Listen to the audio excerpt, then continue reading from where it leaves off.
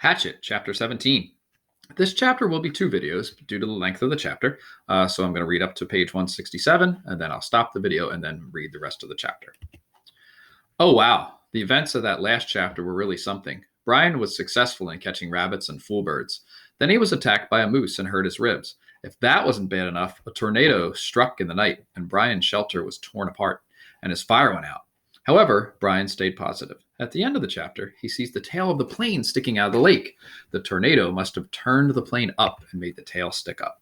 I wonder what plan Brian will have now. So let's read on and find out. Chapter 17. He turned back to his campsite and looked to the wreckage. He had a lot to do. Rebuild his shelter. Get a new fire going. Find some food or get ready to find some food. Make weapons, and he had to work slowly because his ribs hurt. First things first, he tried to find some dry grass and twigs, then peeled bark from a nearby birch to shred into a fire nest. He worked slowly, but even so, with his new skill, he had a fire going in less than an hour. The flames cut the cool, damp morning, crackled, and did much to bring his spirits up, not to mention chasing away the incessant mosquitoes. With the fire going, he searched for dry wood. The rain had driven water into virtually all the wood he could find, and at last located some in a thick evergreen, where the top branches had covered the lower dead ones, keeping them dry. He had great difficulty breaking them, not being able to pull much with his arms or chest muscles, but finally got enough to keep a fire going all day and into the night. With that, he rested a bit, eased his chest, and then he set about getting a shelter squared away. Much of the wood from his original wall was still nearby, and up and back of the ridge he actually found a major section of the weave still intact. The wind had torn it out, lifted it, and thrown it to the top of the ridge, and Brian felt lucky once more that he had not been killed or more seriously injured. Which would have been the same, he thought. If he couldn't hunt, he would die, and if he were injured badly, he would not be able to hunt. He jerked and dragged wood around until the wall once more was in place. Crudely, but he could improve it later, he had no trouble finding enough pine boughs to make a new bed. The storm had torn the forest to pieces. Up in the back of the ridge, it looked like a giant had become angry and used some kind of massive meat grinder on the trees. Huge pines were twisted and snapped off.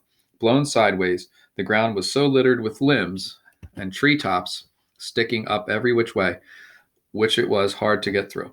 He pulled enough thick limbs in for a bed, green and spicy with the new broken sap smell, and by evening he was exhausted, hungry, and hurting. But he had something else close to a place to live again, a place to be. Tomorrow, he thought, as he lay back in the darkness, tomorrow maybe the fish would be back and he would make a spear, a new bow, and get some food. Tomorrow he would find food and refine the camp and bring things back to sanity from the one completely insane day. He faced the fire, curving his body. He rested his head on his arm and began to sleep when a picture came into his head. The tail of the plane sticking out of the water. There it was, the tail sticking up.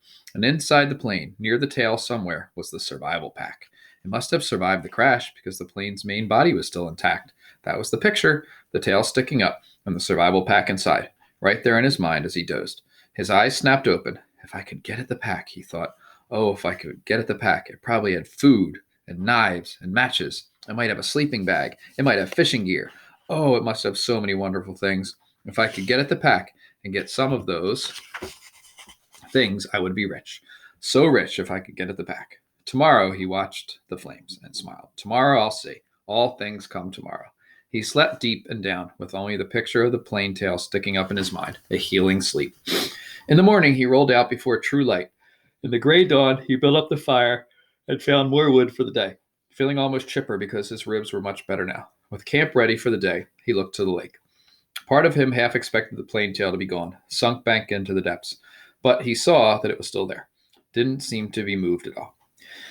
He looked down at his feet and saw that there were some fish in his fish pen, looking for the tiny bits of bait still left from where the wind came. He fought impatience to get on the plane project and remembered sense, remembered what he had learned. First, food, because food made strength. First food, then thought, then action. There were fish at hand here, and he might not be able to get anything from the plane. That was all a dream. The fish were real and his stomach.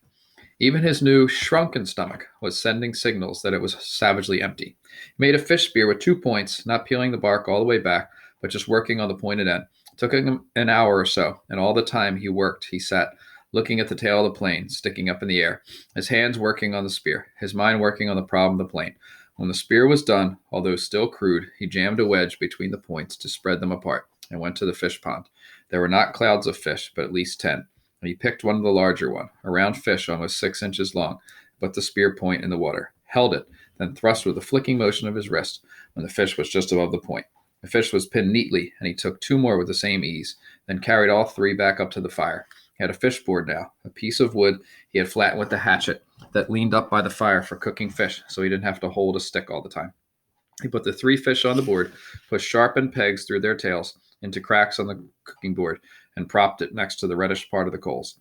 In moments, the fish were hissing and cooking with the heat, and as soon as they were done, or when he could stand the smell no longer, he picked the steaming meat from under the loosened skin and ate it. The fish did not fill him, did not even come close.